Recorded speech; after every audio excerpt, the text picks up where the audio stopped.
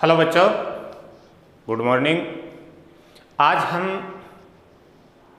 कक्षा 12 की ऐच्छिक हिंदी पुस्तक का नाम अंतरा भाग 2 और पाठ नंबर 5 या कविता नंबर 5 जिसका शीर्षक सत्य है, उसका पहला पद्यांश हम पढ़ चुके हैं और थोड़ा सा सत्य से हम परिचित हो चुके हैं या रूबरू हो चुके हैं। आज हम उसी सत्य को लेकर के इस कविता में मुख्य रूप से दो पात्रों की चर्चा होती रहेगी। एक हैं युधिष्ठिर जी, जिन्हें धर्मराज कहा जाता है और वो सत्य के प्रति निष्ठावान भी हैं। दूसरे पात्र हैं विदुर जी, जो सत्य के प्रतीक हैं। अर्थात जहाँ विदुर जी का नाम आता है वहाँ हमें एक तरीके से बच्चों हमारे दिमाग में यही रखना है कि यह सत्य है। तो आइए आज हम इस पद्यांश को पढ़ते हैं। ये कविता आपके लिए बहुत ही सारगर्भित है। क्यों है? क्योंकि हमें सत्य के प्रति जागरूक रहना चाहिए और सत्य के बारे में जानने के लिए हमेशा तत्पर रहना चाहिए। तो देखते हैं आज के इस पद्यांश में क्या है सत्य के बारे में ऐसा जो आपकी जिज्ञासा को शांत करेगा। यदि हम किसी तरह युधिष्ठिर जैसा संकल्प पा जाते हैं तो एक दिन पता नहीं क्या सोचकर वह रुक ही जाता है सत्य। देखिए बच्चों, सत्य प्राप्ति के लिए दृढ़ संकल्प होना अति आवश्यक है। यहाँ मैं ये भी कह सकता हूँ, क्योंकि कविता हमारे सत्य है से जुड़ी है, लेकिन यदि आप किसी भी चीज़ को प्राप्त करना चाहते हैं, उच्च लक्ष्य से बड़ा व्यक्तित्व, तो भी दृढ़ संकल्प तो आपको होना ही होगा। तो यही बात इसमें कही गई। पहले यदि हम किसी तरह युधिष्ठिर जैसा संकल्प पा जाते हैं, कवि के अनुसार, विष्णु खरे जी के अनुसार, यदि आप दृढ़ संकल्प हैं तो सत्य को प्राप्त कर सकते हैं।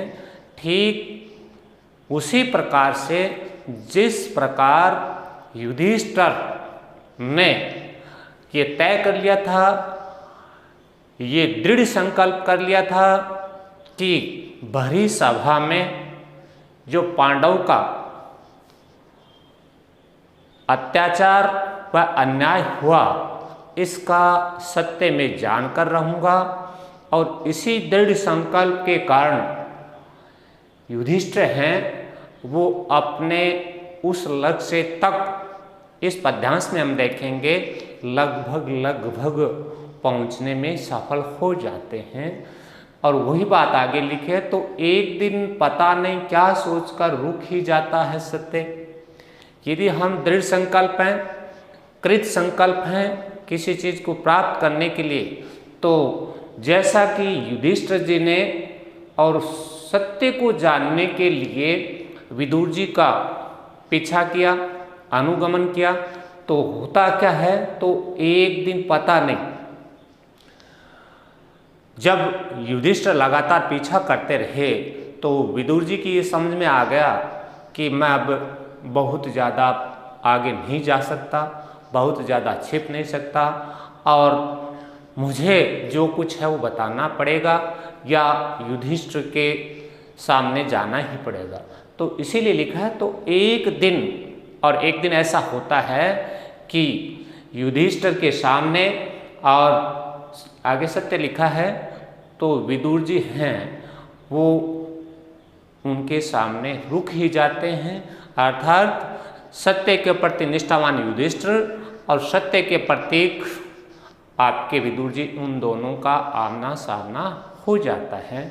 मैं इसे ये भी कह सकता हूँ, ठीक इसी प्रकार यदि हम भी सत्य के पीछे लगे रहते हैं, उसकी खोज में निष्ठा के साथ और तपस्या के साथ, तो एक दिन सत्य भी हमारे सामने आ जाएगा। लेकिन पलटकर सिर्फ खड़ा ही रहता है वह दृढ़ निश्चय। अब होता क्या है कि विदुर जी को रुकना पड़ा, लेकिन पलटकर सिर्फ विदुर जी रुक तो जाते हैं, सिर्फ खड़ा ही रहता है। वो एक तरीके से रुक कर मूक दर्शक बन जाते हैं। अब खड़ा ही रहता है तो इसका मतलब हमें ये समझना होगा कि विदुर जी अपने मुंह से कुछ बोल नहीं पाते।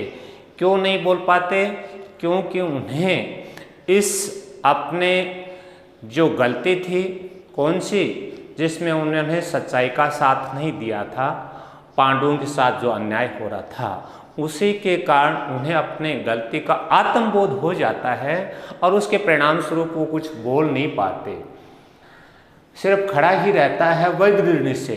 तो विदुर जी हैं वो सिर्फ खड़े रह जाते हैं और युधिष्ठिर की तरफ देखते हैं और इस प्रकार देखते हैं कि अपनी कहीं और देखती हुई दृष्टि से हमारी आंखों में देखता हो।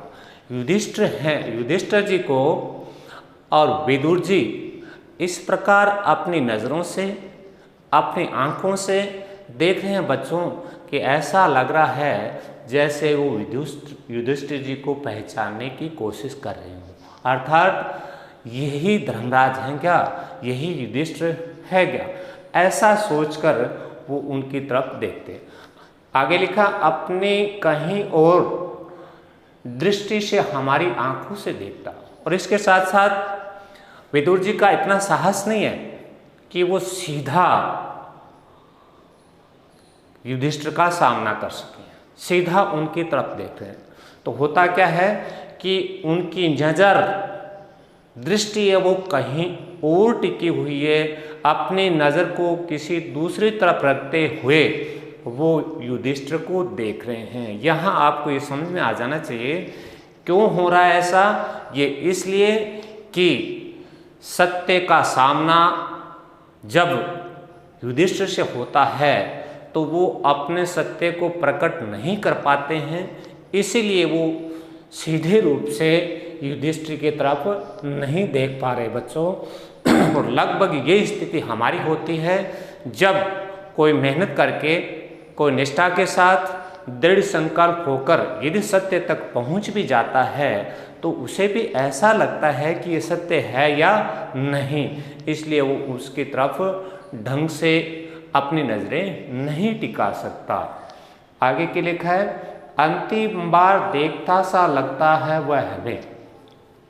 अब यहाँ ये बताया गया है कि जब युधिष्ठिर को विदुर जी लगातार देखते हैं और एकटक नज़र से देखते हैं, एकटक नज़र देखते हैं, एकटक नज़र को मैं जोड़ देता हूँ, वो तब होती है जब आप कहीं आपकी नज़र एकाग्र होता है, आपका मस्तिष्क एकाग्र होता है और एकाग्र होता है तो आप उसके हृदय में उतरते हैं और हृदय में कोई चीज़ उतरती है तो वो प्राप्त होती है। इसे हम ये भी कह सकते हैं एक मानव प्रक्रिया है। एक देखने की दृष्टि की अलग अलग नज़रिया होता है, जिसमें एक जो प्रकार है उसका नाम है सम्मोहन। लगभग वही बात है, कुछ व्यक्ति या कुछ महापुरुष या कुछ महान व्यक्तित्व के धनी व्यक्ति होते हैं, जब वो हमें लगातार अपनी तरफ, हम उनकी तरफ देखते हैं तो ऐसा लगता है जैसे वो मेरे अंदर उतर गए हैं और उनकी कही हुई हर बात हमें इतनी प्रभावित करती है कि हम दूसरी जगह जाने की या उसके किसी के बारे में सोचने की शक्ति खो देते हैं। ठीक उसी प्रकार यही किनके साथ हुआ, विदुर जी के साथ। विदुर जी ने जब लगातार एकटक बिना अपनी नज़र उठाए, चेंज किए या दूसरी तरफ देखे, लगातार जब युधिष्ठिर को देखा तो होता क्या है, अंतिम बार देखता सा लगता और ऐसा लगा उनका ये दृश्य विदुर जी का युधिष्ठिर की तरफ एकटक निर्निमेष जिसे कहते हैं, तो ऐसा लगा जैसे वो युधिष्ठिर को अंतिम बार देख रहे हों, अर्थात उन दोनों का जो मिलन है वो अंतिम मिलन है। और ये अंतिम मिलन क्यों है, ठीक इसी प्रकार जब कोई व्यक्ति सत्य के पीछे दौड़ता है, पूरी कोशिश करता है और सत्य जब मिल जाता है तो वो इतना भाव विभोर हो जाता है, इतना खुश हो जाता है कि जैसे उसने सत्य को देख लिया, यह उसका अंतिम मिलन है और उसमें उसी का हल्का सा प्रकाश जैसा आकार समा जाता है हमें। अब एकटक लगातार देखने के कारण जो भी देखेगा वो उसमें एकाग्र होगा तो उसके हृदय से जुड़ जाएगा, हृदय से जुड़ जाएगा तो उसमें समाहित हो जाएगा। और ठीक ऐसा ही यहाँ विदुर जी के साथ हुआ। विदुर जी ने जब युधिष्ठिर के आकर्षण को, उनके व्यक्तित्व को उनकी तरफ लगातार देखा, जो धर्म के ज्ञाता थे, तो उनके अंदर जो तेज था, किसके अंदर बच्चों? विदुर के पास या विदुर के अंदर, वो तेज धीरे धीरे करके और कहाँ चला जाता है? युधिष्ठिर में समाहित हो जाता है और युधिष्ठिर में चला जाता है।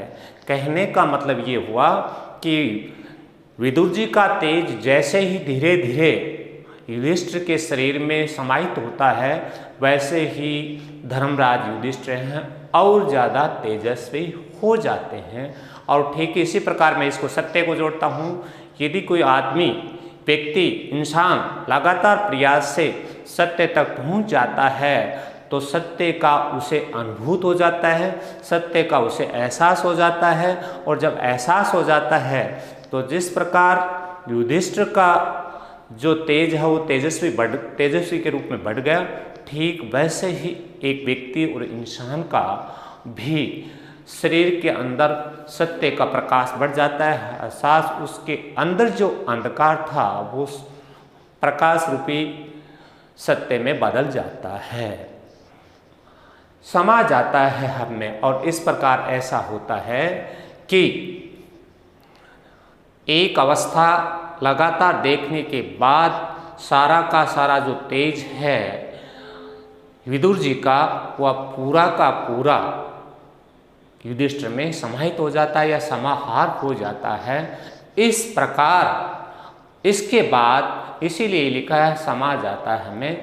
तो यही बात इस पंक्ति का अर्थ है कि विदुर जी का तेज युधिष्ठिर में समा जाता है और ठीक इसी प्रकार जब हमें सत्य का अनुभूत होता है तो वो हमारे शरीर में, हमारे मन में, हमारे अंतर आत्मा में प्रकाश फैला देता है।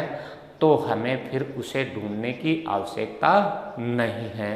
ये तो था इस पद्यांश का बच्चों सार, व्याख्या या इसका सामान्यीकरण। तो ये हम जान गए कि सत्य को प्राप्त करना एक तरीके से सम्मोहन की क्रिया ही है। अब आते हैं इसमें विशेष बिंदु पर। विशेष बिंदु वो ही है हमारे, भाषा अत्यंत सहज सरल है, छंद है वो मुक्त है, शब्द शक्ति आपकी व्यंजना है और गुण है वो माधुर्य है, रस शांत है। ये तो हमारे बिंदु वही चल रहे हैं और इसमें देखता सा और हल्का सा, ये दो उदाहरण हैं जो अलंकार के हैं आपके। और अलंकार का नाम है उपमा अलंकार। जहाँ सा, सी, से ऐसे शब्द आते हैं तो वहाँ आप देख लेना उपमा अलंकार होगा। तो इसमें अलंकार हो गया आपका उपमा। तो हमने इसकी व्याख्या को पढ़ा, हमने इसके विशेष बिंदुओं का जाना, आपने इसको ध्यान से सुना, समझा और रुचि के साथ आपने इसे ग्रहण करने की कोशिश की। इसके लिए आप सभी का बहुत बहुत धन्यवाद।